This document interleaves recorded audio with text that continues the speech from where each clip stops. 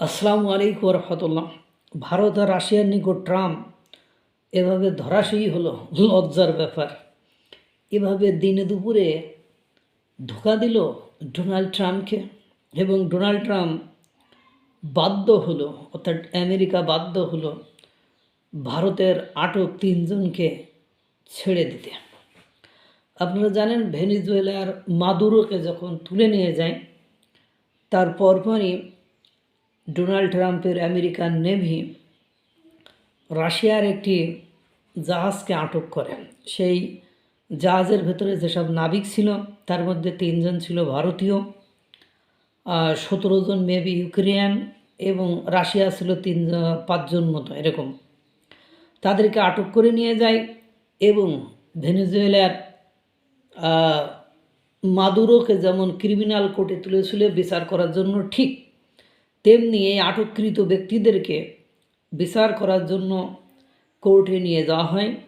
তখন ভারত এবং রাশিয়া এমন গেম খেলে যে গেমের কারণে তারা এমনভাবে আন্তর্জাতিক পর্যায়কে ব্যতিব্যস্ত করে তোলে, এবং ডোনাল্ড ট্রাম্পের উপর আন্তর্জাতিক মহল থেকে এমন প্রেশারাইজ, কূটনৈতিক যে খেলাটা, সেই খেলাটা এমন ক্রিটিক্যালি তারা খেলতে শুরু করে যে ডোনাল্ড ট্রাম্পের দেশ মার্কিন যুক্তরাষ্ট্র তাদেরকে আটককৃতদেরকে ছেড়ে দিতে বাধ্য হয়। যদিও ডোনাল্ড ট্রাম্প বলে যে আটককৃত জাহাজে তেল ছিল, এবং এর পেছনে 18 দিন সময় নষ্ট করেছে।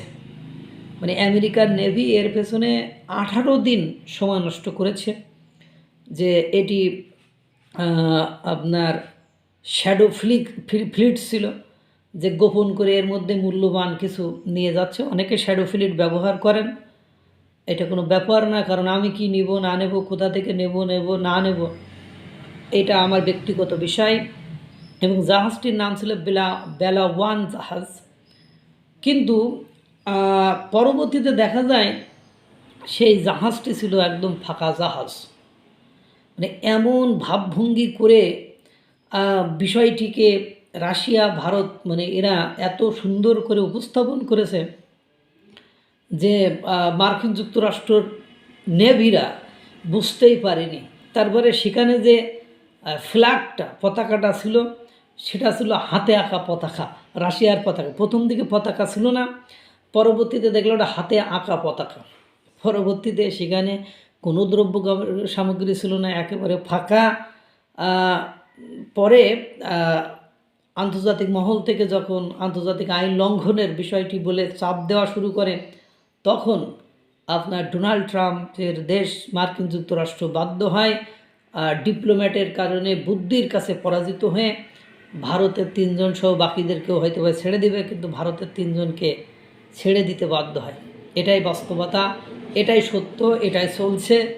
ডোনাল্ড ট্রাম্প ভারতকে যত চেপে ধরতে চাচ্ছে, ভারত এবং রাশিয়া, আপনারা জানেন রাশিয়ার পতাকা, তার রাশিয়ার ওটাকে আক্রমণ করবে না, কারণ রাশিয়াকে আক্রমণ করলে এই মুহূর্তে ভারতকে আপনার মার্কিন যুক্তরাষ্ট্রকে বিপদে পড়তে হবে, বিপদগ্রস্ততার ভিতরে সময় কাটাতে হবে, বা তাকে বেপাকে পড়তে হবে। এই জন্যই তারা ওই পতাকা, হাতে আঁকা পতাকা ঝুলিয়ে দিয়েছিল।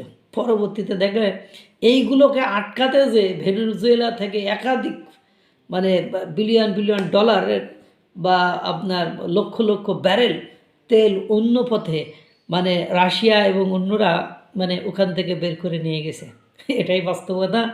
এভাবে ডোনাল্ড ট্রাম্প ধরাশয়ী হয়ে গেল, শুনলেও কষ্ট লাগে। আল্লাহ তাআলা সকলকে ভালো রাখুক, সুস্থ রাখুক। আসসালামু আলাইকুম ওয়া রাহমাতুল্লাহ।